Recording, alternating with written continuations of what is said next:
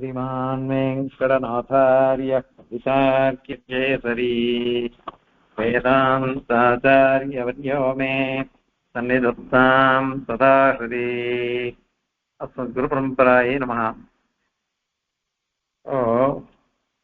பாட்டமீமாம்சகால் பிராபாகரமீமாம்சகால் இவ எல்லாரும் ஆக்கிருதி ஜாதி அதுலதான் சக்தி வரும், வியக்தியில வராது அப்படின்னு சொன்னான். அத நீ சொல்ல முடியாது. ஏன் அப்படின்னாக்கா, வியக்தி இருந்தாதான் ஜாதியில வரும், ஜாதி இருந்தாதான் வியக்தியில வரும். பரஸ்பர சாபேட்சமா இருக்கே இது. அதனால அது இல்லைன்னு நீ சொல்ல முடியாது. அதாவது ஒண்ணு இல்லை ஒண்ணுதான் இருக்கு அப்படின்னு சொல்ல முடியாது அப்படின்னுட்டு நாம சொன்னோம் பதில். அதுக்கு ஒரு ஹேது சொன்னார் இது ஸ்லோகத்துல. அந்யதா கத்தியபாவாத் அப்படின்னு சொன்னார். அந்யதா கத்தியபாவாத் இது கணக்க ஒத்துக்கலை என்னாக்கா நீ வேற கதி கிடையாது.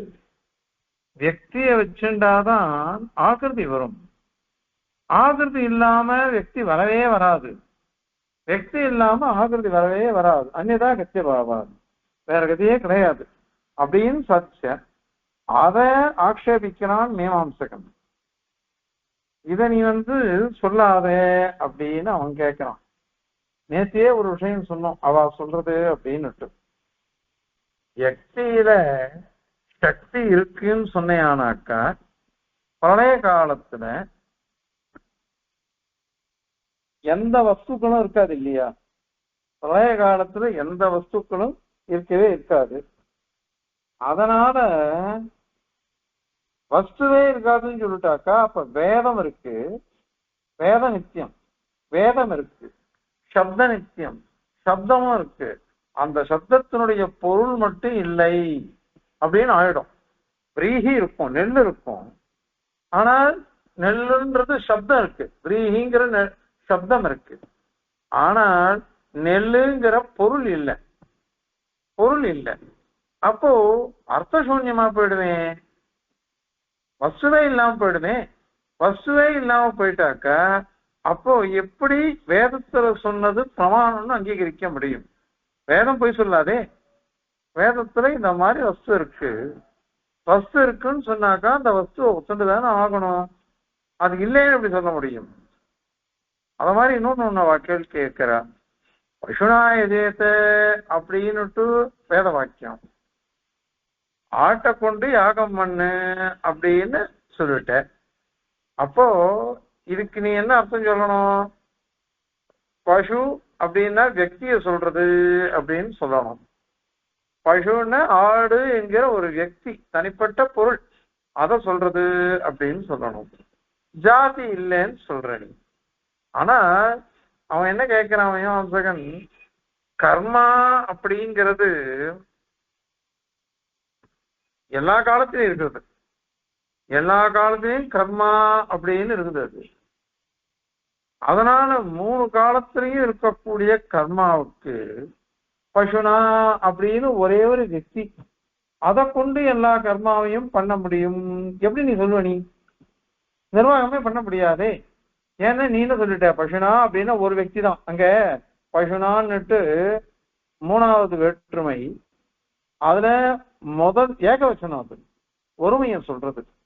அப்போ ஒரு பசு அப்படின்னு தான் அர்த்தம் வந்தது, ஒரு ஆடு வெள்ளாடு அப்படின்னு அர்த்தம் வந்தது.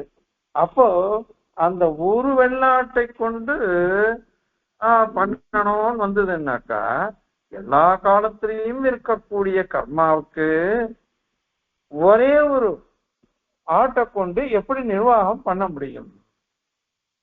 அதே ஜாதின்னு சொல்லிட்டோம்னாக்கா, ஜாதி நித்தியமா இருக்குது. எப்பொழுதும் ஜாதி இருக்கிறதுனால அந்த ஜாதியை கொண்டு லட்சணையா ஏதாவது பண்ணிக்கலாம். இன்னொரு விஷயம், ஜாதியை கொண்டு ஜாதி தான் முக்கிய அர்த்தம், அதுதான் பிராதான்யமா இருக்கும், பிரதானமா. ஆனால் வியக்தி இல்லாம ஜாதி வராதேன்னு நீ கேள்வி கேட்க போற.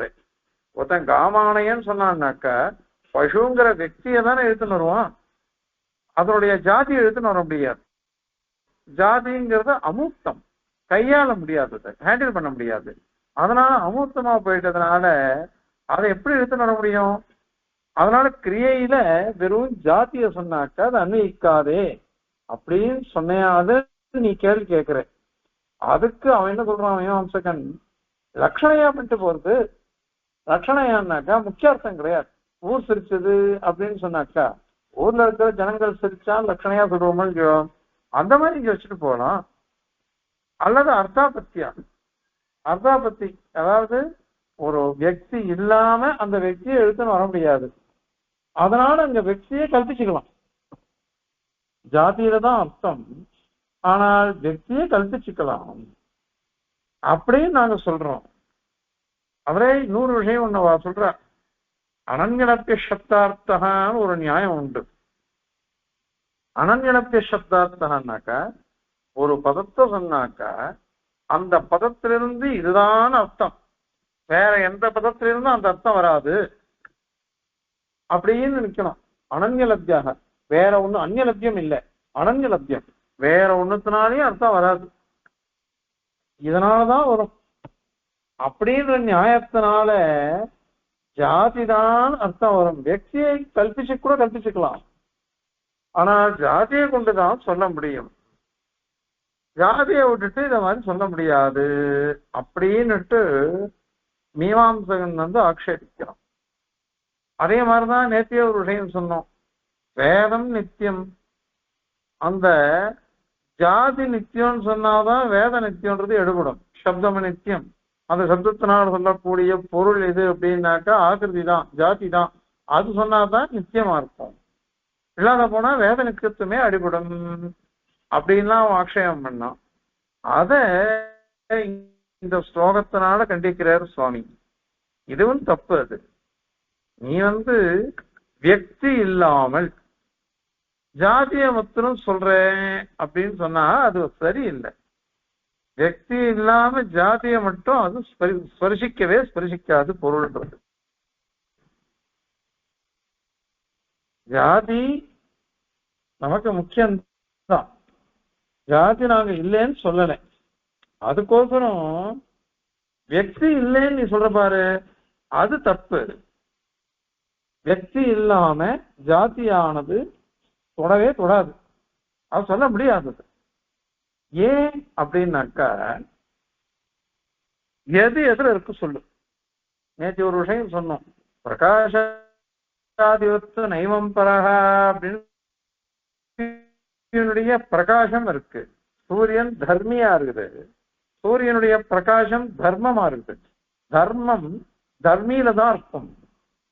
குணம் குணி, தர்மம் தர்மி, சரீரம் ஆத்மா, இதெல்லாம் ஆதாரம் தர்மியா இருக்கு, குணியா இருக்கு, ஆத்மாவா இருக்கும், எல்லாம் இதுவா இருக்கும். ஆனால் ஆதேயமா இருக்கிறது தான் இந்த தர்மம்.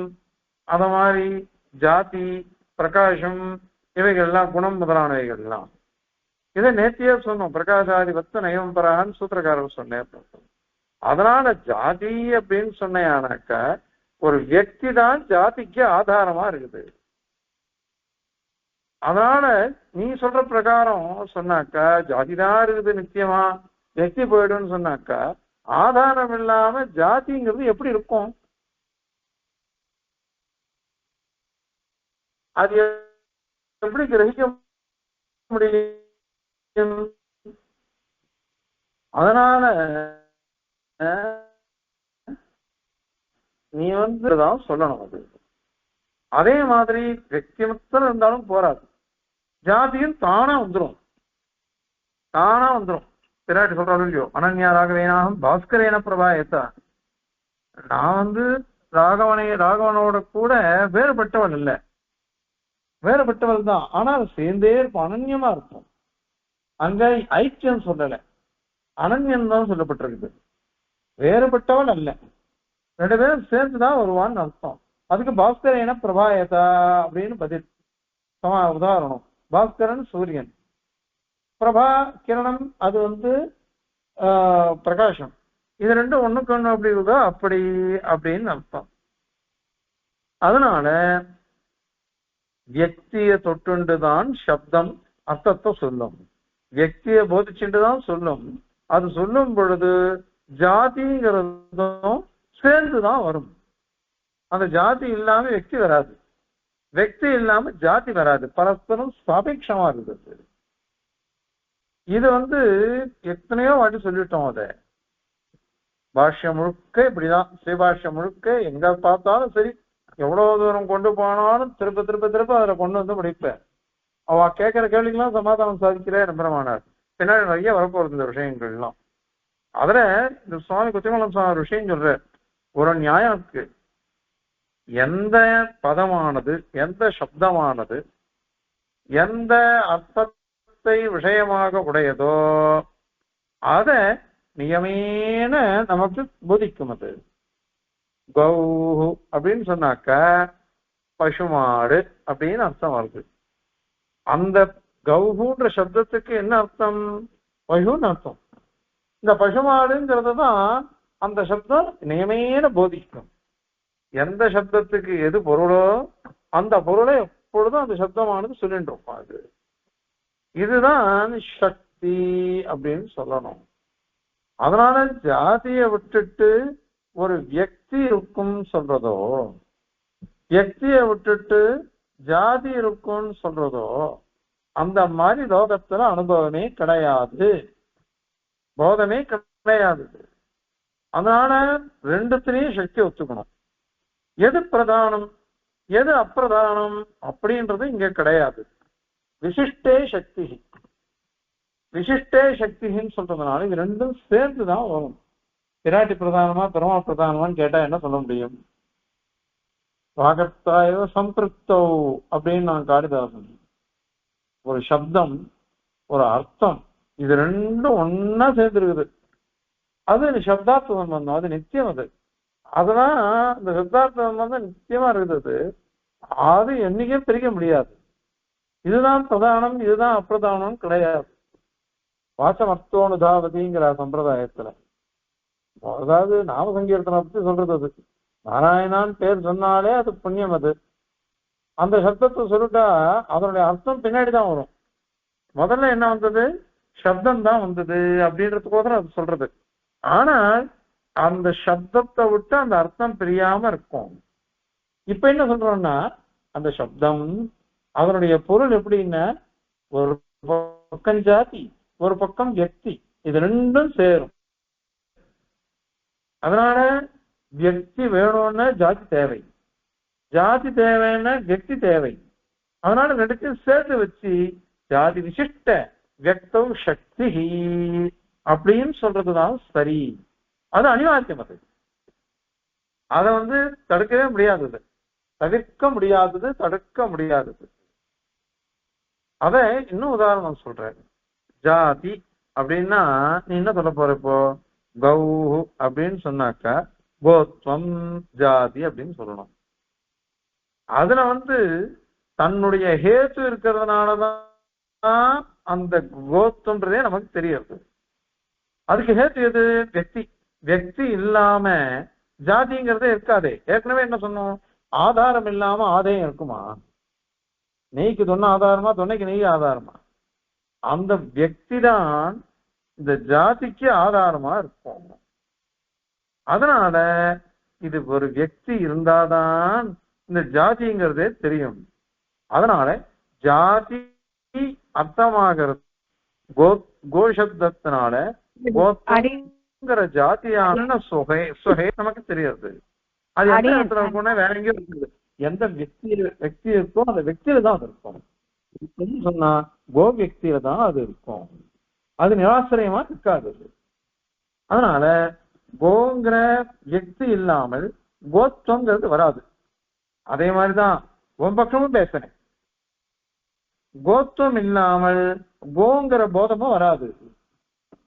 ஏன் இதை எப்படி சொல்ற அப்படின்னா ரெண்டுத்தையும் விசிஷ்டமா நாங்க சொல்றதுனால அது சொல்றோம். அது அதனால ஏதாவது ஒண்ணுதான் அப்படின்னு உன்னால சொல்ல முடியாது. இப்ப அதுக்கு அழகா உதாரணம் சாதிக்கிறார்கள். கோத்வம்னா என்ன அர்த்தம்? கோஹோ பாவா கோத்வம் அப்படின்னு அர்த்தம். கடத்துவம் அப்படின்னு சொன்னா கடஸ்ய பாவகா கடத்துவம், படஸ்ய பாவகா படத்துவம், கோஹோ பாவகா. அதாவது பசு பசுவனுடைய தன்மை, கடம் கடத்தினுடைய தன்மை, படம் படத்தினுடைய தன்மை, அந்த தன்மைக்கு இதுதான் இங்க ஜாதி அப்படின்னு நீ சொல்லணும். அதனால கோத்துவம்னு சொன்னாக்கா கோஹோ பாவகா பசுமாட்டினுடைய தன்மை அப்படின்னு அர்த்தம் பண்ணிக்கணும். இது உற்பத்தி, இது நாங்க சொல்லல, எல்லாரும் ஒத்துண்டதுதான் இது, எல்லாரும் ஒத்துண்டதுதான் இது. அதனால இத நீயும் ஒத்துண்டுதான் ஆகணும். நீ ஒத்துண்டு ஆகணும்னு சொல்றதுனால நான் ஒத்துக்க மாட்டேன் அப்படின்னு நீ சொல்ல முடியாது. இது எல்லாரும் சொல்ற விஷயம்தான் அது. வையாக்கரனாலும் இதை ஒத்துண்டு இருக்கா, நையாயிக்காலும் இதை ஒத்துண்டு இருக்கா. அவள்லாம் ஒத்துண்டு இருக்கிறதுனால இந்த விஷயத்தை எல்லாரும் அங்கீகரிச்சுதான் ஆகணும். அதனால இது கோத்துவம் அப்படின்னா கோஹோ பாவகா அப்படின்னு அர்த்தம் பண்ணிக்கணும். பசுமாட்டினுடைய தன்மை அப்படின்னு தான் அர்த்தம் பண்ணிக்கணும். அத சொல்லிட்டே இருப்போம். அதுக்கப்புறம் என்ன எடுத்து இப்ப இந்த வார்த்தை சொல்லலாம். இப்போ கோ வியக்தி அப்படின்னு சொல்லணுமா வேணாமா, அதுக்கு நீ என்ன சொல்ல போற அப்படின்னு நீ கேட்பீங்க இல்லையோ, அதுக்கு நான் பதில் சொல்றேன். அது எப்படி சொல்லணும் அப்படின்னா, இந்த கோ பதம் இருக்கு பாருங்க, அது கோத்துவத்தை பிரவൃத்தி நிமித்தமா உடையது. கோத்துவம்ங்கிறது கோ சப்தத்தை கொண்டு கோத்துவம்னு வந்தது. அது மாதிரி கௌஹு அப்படிங்கிறது கோத்துவத்தை இட்டு அது வந்தது. ஜாதி இருக்கிறதுனால, கோத்துவம்ங்கிற ஜாதி இருக்கிறதுனாலதான் அதுக்கு கௌஹு அப்படின்னு பேர் வந்தது. கௌஹுன்னு இருக்கிறதுனாலதான் அதுக்கு கோத்தம் இருக்கு, தர்மம் அப்படின்னு வந்தது. அதனால ஒரே சப்தம், ஒரு சப்தத்தினாலேயே கோ தன்மை பசுவனுடைய தன்மையும் அதுல வந்துருச்சு, அந்த சப்தத்தினால தெரிஞ்சது. பசு தன்மை இருக்கிறதுனால அது கோ வியக்தியா இருக்கு. அது மனுஷன் அப்படின்னா மனுஷத்தன்மை இருக்கு அவனுக்கு, மனிதத்தன்மை இருக்கிறதுனாலதான் மனுஷன் சொல்றோம். மனிதனா இருக்கிறதுனால மனுஷத்தன்மை வரும். அது அந்த மாதிரி இது ரெண்டும் ஒண்ணுக்கொண்ணு பரஸ்பர சாபேட்சமா இருக்குது. சாபேட்சமா இருக்கிறதுனால இதுல அதை விட்டுட்டு ரெண்டுத்தையும் விட்டுட்டு ஒண்ணுத்துலதான் அர்த்தம் வரும் அப்படின்னு சொல்றது என்ன நியாயம்? அது என்ன நியாயம் அது? அதனால இந்த மாதிரி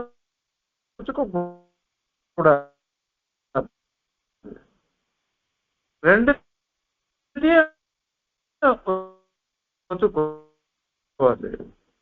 சரி. இப்போ அவன் என்ன கேட்டான், அது மட்டும் இல்ல அனுகமகம். அனுகமகம்னா நீ எந்த வஸ்துவை சொன்னாலும் அதனுடைய ஜாதி இல்லாம அந்த வஸ்து இருக்கவே இருக்காது. இன்னொன்னு கௌஹுன்னு சொன்னாக்கா ஒரே சப்தம், ஒரே சப்தத்தினால லோகத்துல இருக்கக்கூடிய கோடானு கோடி பசுமாட்டு அத்தனையும் இந்த கௌஹுன்ற சப்தத்தினால கிரகிச்சுடுறோம். கௌஹுன்ற சப்தத்தினால அதனாலே எடுத்துட்டுறோம், எல்லாம் தெரிஞ்சிருது நமக்கு. அதனால கௌஹுன்ற சப்தத்தினாலேயே அனைத்தும் தெரிகிறது. இது அனுகமம், எல்லாம் தொடர்ந்து வருது. இது இந்த கௌஹுன்னு சொன்னாக்கா அந்த கோத்தம்ங்கிறது எந்த காலத்திலயோ இருந்த பானையாது பசுவா இருக்கட்டும், இப்ப இருக்கிற பசுவா இருக்கட்டும், இனிமேல் எதிர்காலத்துல வரப்போற பசுக்களா இருக்கட்டும், எல்லாத்துலயும் அந்த கோத்தம்ன்றது இருக்குமே. எல்லாத்துலயும் கோத்தம்ன்றது இருக்கிறதுனால அது அனுகதமா இருக்குது. அது அதனாலையும் இது பிரதானமா இருக்குது. அதாவது பிரளயத்திலையும் இருக்குது. அதே மாதிரி இது எப்பொழுதும் இருக்க போறது. அது எல்லா வஸ்துக்கள்லயும் இருக்கும் அது ஜாதிங்கிறது. ஆனால் நீ வியக்தின்னு சொன்னையானாக்கா அது நஸ்வரம். அது எவ்வளவு காலம், குறிப்பிட்ட காலம்தான் அது இருக்கும். எவ்வளவு காலம் இருக்கணுமோ அவ்வளவு காலம்தான் அது இருக்கும். அதனால அது பிரளய காலத்துல இல்லை. அதனால அது அப்பிரதானம். அப்பிரதானமான ஒரு வியக்தியை அர்த்தமாக சொல்றதை காட்டிலும் பிரதானமான ஜாதிய சொல்லலாமே, நிச்சயமா இருக்கிறதுனால. அதனால நீ கோபதத்தை சொல்லச்ச, கௌஹுன்னு ஒரு பதம் சொல்லச்ச, கோ வியக்தியில தான் சக்தி அப்படின்னு நீ அங்கீகரிச்சியானாக்க அப்ப என்ன ஆகும்? கோத்துவங்கிறது ஜாதி இருக்கே அது விசேஷணமா போடும். கோ வியக்திக்கு அது விசேஷணமா போயிடும். விசேஷணம் என்னைக்குமே அப்பிரதானம் தான், விசேஷம்தான் பிரதானம். பெருமாள் விசேஷம், அதனால சர்வ பிரதானமா இருக்கான் பகவான். ஆனால் நாம எல்லாரும் அவனுக்கு விசேஷமா இருப்போம், சரீரமா இருப்போம். அதெல்லாம் பின்னாடி சொல்ல போறாரு. அதனால நாம எல்லாரும் அப்பிரதானம். அந்த மாதிரி கோ வியக்திக்கு கோத்துவங்கிற ஜாதியானது விசேஷணம் அப்படின்னு சொன்னையானாக்க அது அப்பிரதானமா போயிடுமே. அதனால அப்பிராதான்யம் வந்துடும். அதே கோத்துவத்துல சக்தி சொல்லியானாக்க பிராதான்யமா இருக்குது. அந்த மாதிரி பிரளயத்திலையும் இருக்கும், எல்லா வஸ்துக்களையும் தொடர்ந்து அது வரும். அதனால கோபதத்துக்கு கோத்துவமாகிற ஜாதியோ ஆகிருதியோ அதுலதான் சக்தி அப்படின்னு சொன்னாக்க அது தவறு. ஏன் அப்படின்னா கோசப்தம் இருக்குது பாருங்க, அது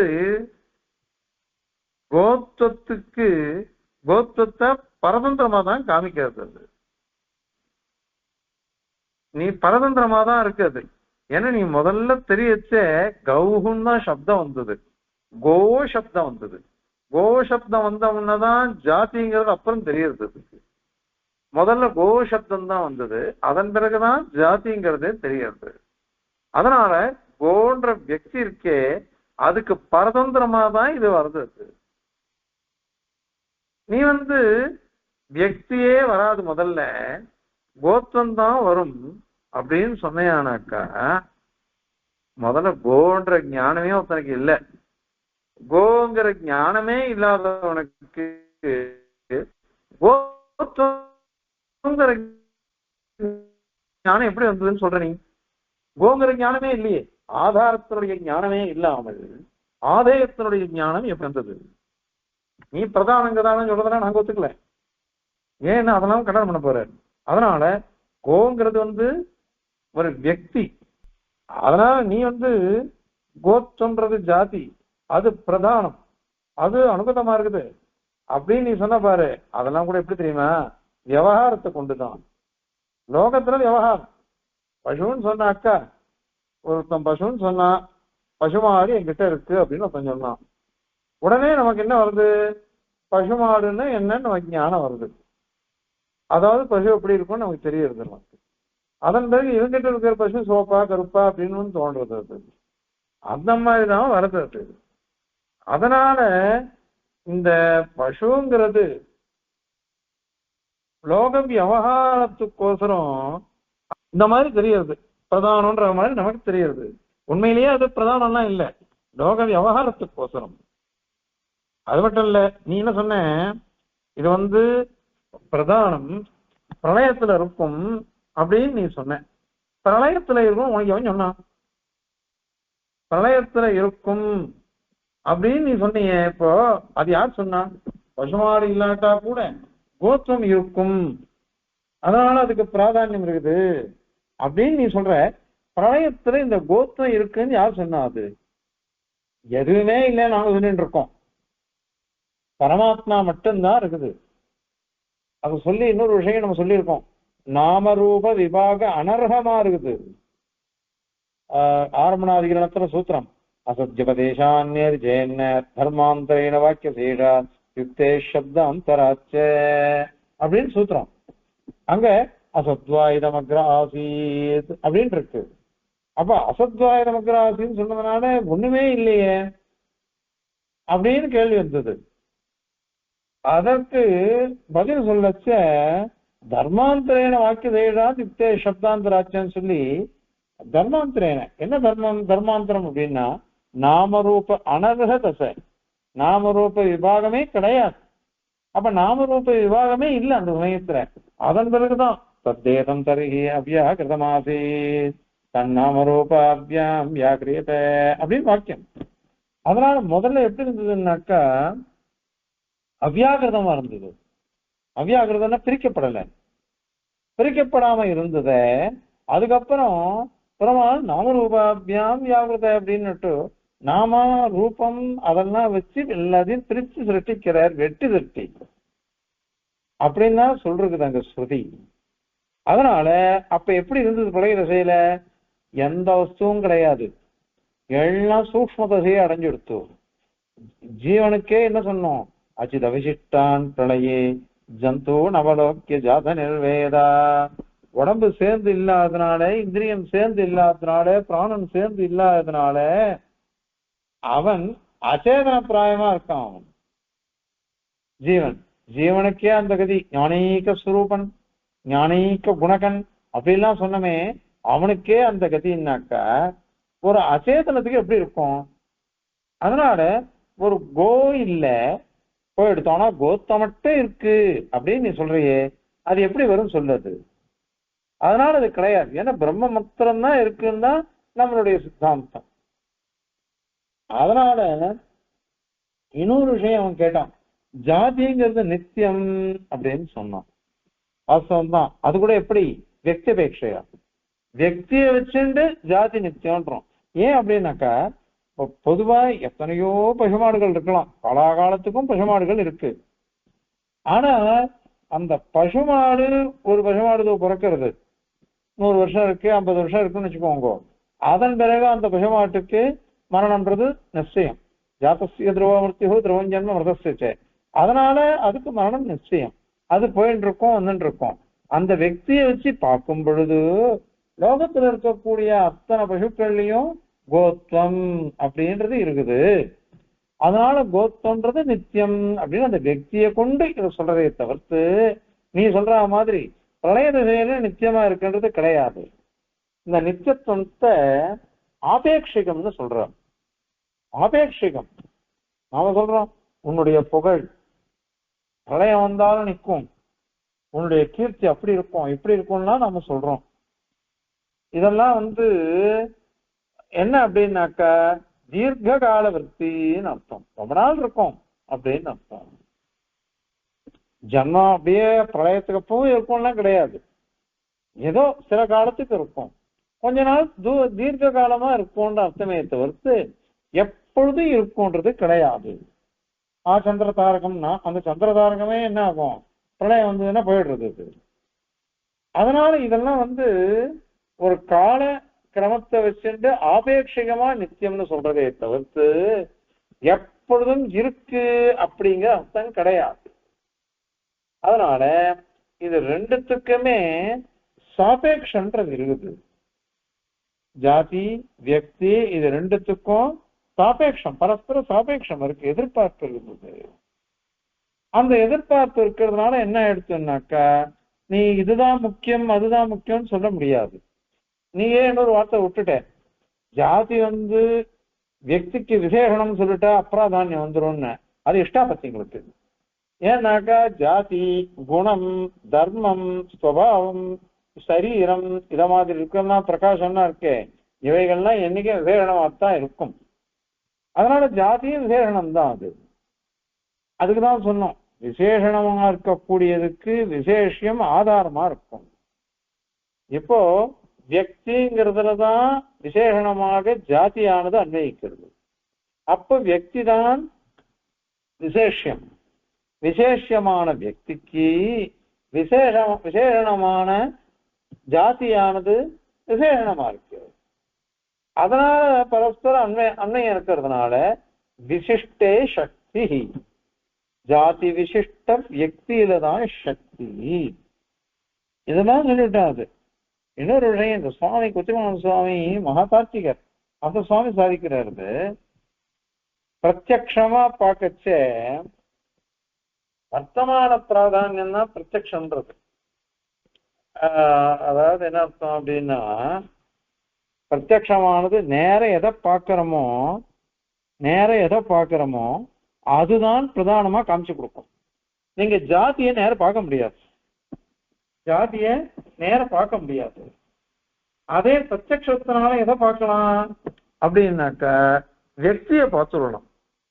பசுமாட்டை எடுத்துட்டவான்னு சொன்னாக்கா அந்த பசுமாட்டோட ஜாதின்றது உங்களால கண்ணால பார்க்க முடியாது, மனத்தளவுல ஞானத்துல ஸ்புரிக்கும், அவ்வளவுதான். ஒரு ஆகாரம் ஒரு ஜாதி அப்படின்றது. ஆனால் பிரத்யக்ஷத்தினால பார்க்கும் பொழுது என்ன ஆகும்னாக்கா நேர இதோ கோ இருக்கு, பசு இருக்குது அப்படின்னு பார்த்துருவோம். அதனால பிரத்யக்ஷன்றது வர்த்தமான பிராதானியத்தை சொல்றதுனால வியக்தி பிரதானமா இருக்கும். அது சப்தானுமானங்கள்லாம் எப்படின்னாக்கா எல்லா காலத்தையும் இருக்கிறத சொல்றது. அது திரைகாலிகம் இது அனுமானமோ அதெல்லாம் என்ன பண்றதுன்னாக்கா நம்ம ஊகிச்சுதான் தெரிஞ்சுக்கிறோம். ஊகிச்சு தெரிஞ்சுக்கிறதுனால இதெல்லாம் எல்லா காலத்திலும் இருக்கிறதுனால ஜாதி பிரதானத்தை எடுத்துக்கோம். ஜாதி பிரதானத்தை எடுத்துக்கோம். இது நிறைய வாட்டி சொல்லியிருக்கோங்கிறாரு சுவாமி. அதனால ரெண்டுமே பிராதான்யமா இருக்கும் அந்தந்த சமயத்துக்கு ஏத்த மாதிரி. அதனால நீ ஜாதி விசிட்ட வியக்தின்னு சொல்லிட்டியானாக்கா அனுமானத்தினாலேயோ சப்தத்தினாலேயோ கிரகிக்கும் பொழுது ஜாதி வரும், பிரத்யக்ஷத்தினால் கிரகிக்கும் பொழுது வியக்தி வரும். இது ரெண்டும் ஒன்னா சேர்ந்துதான் இன்னைக்கும் நமக்கு பாசிக்கும், பிரகாசிக்கும். இல்லாத போனா நமக்கு வராது. அதனால ஜாதி விசிட்ட வியக்தியில தான் சப்தம் சப்தம் அது வரவே கூடாது. நையாயிகன் ஜாதியிலையும் வரும், ஆகிருதியிலையும் வரும், வியக்தியிலையும் வரும், எல்லாத்திலையும் விட்டுட்டான். அப்பாவோடையும் சாப்பிடுவேன், அம்மாவோடையும் சாப்பிடுவேன், ஜெயிக்கிற பட்சம் என் பட்சம்னு அவன். இவன் மீமாம்சகால் அதெல்லாம் கிடையாது, ஆகிருதியில தான் வரும் அப்படின்னா. எம்பெருமானாரோ ஸ்ருதிகளை கொண்டு இந்த ஜாதி வியக்தி ரெண்டும் சேர்ந்துதான் பாசிக்கும். இது இல்லாம அது இருக்காது, அது இல்லாம இது இருக்காது. அதுல ஜாதிங்கிறது என்னைக்கும் விசேஷமா தான் இருக்கும், வியக்திங்கிறது விசேஷமா இருக்கும். அதனால அதுலதான் வரும் அப்படின்னு சாதிக்கிறதுனால இதுதான் சரியான பட்சம் அப்படிங்கிறத இந்த ஸ்லோகத்தினால சாதிக்கிறார். இப்போ இந்த ஸ்லோகத்தை சேவிச்சு அதனுடைய தாத்பரியத்தை பார்க்கலாம். ஜாதிம் வியக்தியா விஹீனாம் ஸ்பிருஷதின தீஷணா தேன ஜாதௌ பிரவர்த்தா சக்திர் வியக்திம் ஸ்பிருஷேச்சேத் ஸ்திதைஹ வசசாம் தத்விசிஷ்டாவகாஹ ஜாதேர்போதஸ்வஹேதோஹ ஸ்திதிரபி ஹி பவேத் क्वापि गोत्वोक्ति नित्या शब्दात् तत्पारतन्त्र्यम् स्फुरति यदि पराबोधने तन्न शक्यम् அப்படின்னு ஸ்லோகம் சாய்க்கிறார். அவன் மீமாம்சகா சொல்றது வியக்தியில தான் சக்தின்னு சொன்னையானாக்கா இந்த மாதிரி அபராதம் ஜாதிக்கு பிரளய காலத்துல ஜாதி இருக்கும், வியக்தி இருக்காது, அதனால வேதமானது அர்த்தசூன்யமா போயிடுமே அப்படின்னா அவ சொன்ன மீமாம்சக்காரி அதை கண்டனம் பண்றதுக்கோசரம் இங்க வரது. பீஷணா திஷணான்னா ஞானம்னு அர்த்தம். நம்முடைய ஞானமானது புத்தியானது வியக்தியா விஹீனாம் வியக்தி இல்லாத, வியக்தியோட இல்லாதது, வியக்தியோட சேராத ஜாதிம் ஜாதியை நஸ்பிருஷதி அர்த்தமே பண்ண முடியாது, அர்த்தம் பண்ணிக்க முடியாது, நமக்கு போதிக்கவே போதிக்காது. வியக்தி இல்லாத ஜாதியை இது போதிக்கவே போதிக்காதுன்னா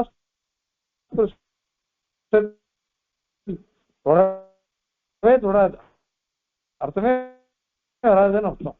வெறும் ஜாதின்னு சொன்னாக்கா வியக்தி இல்லாம ஜாதியினுடைய போதமே வராது. ஏன்னாக்கா ஜாதியானது நிராதாரமா இருக்காது, அதுக்கு ஒரு ஆசிரியம் ஆதாரம் இருக்கணும். அந்த ஆதாரம் தான் எது அப்படின்னா வியக்தி அப்படின்னு சொன்னோம். இது ஹேதோ இது இந்த காரணத்தினால சக்தி தொட்டுது என்ன வியக்தி நமக்கு அனுபவத்துல போதிச்சதுன்னா ஈக இங்க அனுபவத்துல வசசாம் கவாதி பதங்களுக்கு கௌஹு கடக படக மனுஷ்ய லோகத்துல என்ன பதங்கள் சொல்றோமோ அவைகளுக்கெல்லாம் பதங்களுக்கு தத் விசிஷ்டாவகாக ஜாதி விசிஷ்ட வெக்தி விஷயகமா இருக்கும். ஜாதி விசிட்ட வெக்தி விஷயகத்துவம் தான், ஜாதியோட சேர்ந்த வெக்தியை தான் சொல்லும் இது அப்படின்னு ஸ்திதஹ நிச்சயம் பண்ணப்பட்டது. இது லோக அனுபவத்தை வச்சுட்டுதான் சொல்றோம். நமக்கு பாக்குறோமே, பசுமாடுன்னு சொன்னாக்க அந்த பசுவினுடைய ரூபமும் தெரியறது, பசுவும் தெரியறது. அது இல்லாம இது வராது, இது இல்லாம இது வராது. அதனாலதான் சொன்னோம் சுவாமி சாய்கிற குத்திமான சுவாமி, எந்த பதமானது எந்த விஷயத்தை போதிக்கிறதுக்கு வரதோ அந்த விஷயத்தை தான் அது சக்தியாக போதிக்கும். அதனால அது இல்லைன்னு நீ சொல்லக்கூடாது. அதனால ஜாதி இல்லாம வெக்தியா, வெக்தி இல்லாம ஜாதியா ரெண்டுமே வராது, போதமே வராது. அதனால விசிட்டு ஜாதி விசிட்ட வெக்தியில தான் சக்தி அப்படின்னு சொன்னார். அதை இன்னும் விஷதமாக சாதிக்கிறார். ஜாதேஹே, நீ திருப்பி திருப்பி என்ன சொல்லுவ, கோத்து ஜாதி, கடத்து ஜாதி, படத்து ஜாதின்னு நீ சொல்லணும். அது கூட என்ன பண்றதுன்னா போத, அதனுடைய போதமானது ஸ்வஹேதோ, அங்க எது சக்தியா இருக்கிறதோ அது இருக்கிறதுனாலதான் வருது அது. அதனால வெக்தி இருக்கவே தான் அதுக்கு அர்த்தம் வந்ததே தவிர்த்து வெக்தி இல்லாம அதுக்கு வராது. அதனால அந்த தஸ்யாக அந்த ஜாதிக்கு குவாபி ஸ்திதிரபிஹி, ஏதாவது ஒரு வெக்தி இருந்தாதான் ஸ்திதி இருக்கும். இல்லாத போனா நிராசிரயமா அது இருக்கவே இருக்காது. அது சாஸ்திரயமா தான் இருக்கும். ஏதாவது ஆதாரம் இருந்தாதான் அது இருக்கும், இல்லைன்னா இருக்காது. அதனால பசு, அதுதான் சொன்ன, பசு இல்லைன்னா பசுத்துவம் பசு தர்மம் அப்படின்றது வராது. பசு தர்மம் இல்லைன்னா கோபோதமும் வராது. அதனால ரெண்டுமே எடுத்து ஒத்துக்கணும். அதுக்கு உதாரணம் தான் கோத்வோக்தி நீத்யா அப்படின்னு சாதிச்சுட்டார் சுவாமி இங்க. அதாவது கோத்வம் அப்படின்னு சொன்னாக்க கோர் பாவக, கோஹோ பாவக, கடத்தம்னா கடஸ்ய பாவக அப்படின்னு அர்த்தம்.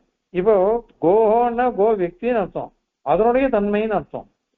பசுவனுடைய தன்மை, கடத்தினுடைய தன்மை, அந்த மாதிரிதான் அர்த்தம் சொல்லணும். அது அது மாதிரி கோபதம் அப்படின்னு சொன்னாக்க கோத்தம் இருக்கிறதுனாலதான் அதுக்கு கௌன்னு சொல்றோம், கோ இருக்கிறதுனாலதான் அதுக்கு கோத்தம் இருக்குன்னு சொல்றோம். இப்படிதான் இருக்குது. அதனால பரஸ்பர சாபேட்சம் இருக்கிறதுனால ஒண்ணுத்துலதான் சக்தின்னு எப்படி சொல்ல முடியும்? நையாயிகன் சொல்றதையும் தவறுங்கிறோம், மீமாம்சகன் சொல்றதையும் தவறுன்னு சொல்றோம். அது இல்லையே, வெக்திங்கிறது அப்பிரதானம், கௌஹுங்கிறது பிரதானம், அது பிரளயத்துல இருக்கு. ஆனா வெக்தி இல்லையே, அழிஞ்சு போயிடுமே. நீ சொல்ற பிரகாரம் பார்த்தேன்னாக்கா ஜாதியானது அப்பிரதானமா போயிடும் விசேஷமா இருக்கிறதுனால. அதனால பிரளயத்துல கூட அது இல்லைன்னு ஆயிடுமே. பிரளயத்துல கோ வெக்தி இல்லை, கோத்தம் இருக்கு, ஜாதி இருக்குது அப்படின்னு சொன்னாக்க சப்தாத், கோ சப்தா, கோன்னு சப்தம் சொல்லிட்டாலே அதுக்கு பரதந்திரமா தான், அதுக்கு அதீனமாகத்தான், அப்பிரதானமாகத்தான் இந்த கோத்தன்றதே இருக்குது. அதனால அந்த சப்தத்தினாலேயே நமக்கு தெரிஞ்சிடுறது கோத்துக்கு பாரதந்திரம் இருக்குது அப்படின்னு. அதனால நீ கோத்துவத்தில் தான் சக்தின்னு சொன்னியானாக்க அப்ப பராபோதனை, பரம்னா கோத்தங்கிற ஜாதி, அதை காட்டிலும் வேறுபட்ட வெக்தி, அதை தெரிஞ்சுக்கிறதுல அது நமக்கு வராது. நீ என்ன சொல்லிட்ட, கோத்த ஜாதி தான் இங்க வரும், அதுதான் அர்த்தம் வரும் அப்படின்னு சொன்னேன். அப்ப வெக்தி வரலன்னு அர்த்தம். வெக்தி வரலன்னாக்கா கோத்வ ஞானம் எப்படி வந்தது? அது அந்த கோத்வ ஞானமானது நசக்கியம், அதை அறிந்து கொள்ளவே முடியாதே. ஏன் அப்படின்னாக்கா இந்த ஆதாரமா இருக்கிற வெக்தி இல்லாம ஆதேயமான கோத்தத்தை எப்படி அறிந்து கொள்ள முடியும்? அதனால முடியாது அது. ஆக நீ பிரளயத்துல இல்லையே அப்படின்னு வேற கேட்டு வச்ச. பிரளயத்துல வெக்தி இல்லைன்னா கோத்துவம் கூட தான் இல்லை, எதுவுமே இல்லைன்றதுதான் எங்க பட்சம். பிரம்ம மட்டும்தான் இருக்குது. அதனால இந்த இதுவே கிடையாது இது. அதனால இது வந்து சப்தம்னு சொன்னையானாக்கா அந்த சப்தமானது சக்தி விசிஷ்டத்துலதான் சக்தியை தவிர்த்து பிரதக் பிரதகா தனியா ஒரு கோத்திரத்துல வரும் அல்லது கோ வியக்தியில வரும் பிரிச்சு பிரிச்சு சொல்லாத, ரெண்டும் சேர்ந்துதான் நமக்கு அர்த்தம் வரும் அப்படிங்கறத இந்த விஷயத்தை சாதிக்கிறார் இந்த ஸ்லோகத்துல. இப்ப ஸ்லோகத்தை சேவிக்கலாம்.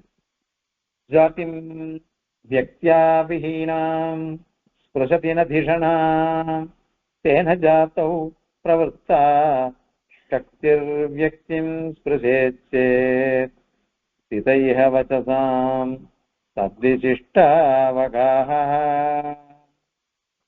ஜாதேர்போதஸ்வஹேதோஹ ஸ்திதிரபி ஹி பவேத் क्वापि गोत्वोक्ति नित्या शब्दात् तत्पारतन्त्र्यम् स्फुरति यदि परा बोधने तन्न शक्यम्। कविताख्यकसिंहाय कल्याणगुणशालिने श्रीमते वेङ्कटेशाय वेदान्तगुरवे नमः। अस्मद्गुरुपरम्परायै नमः।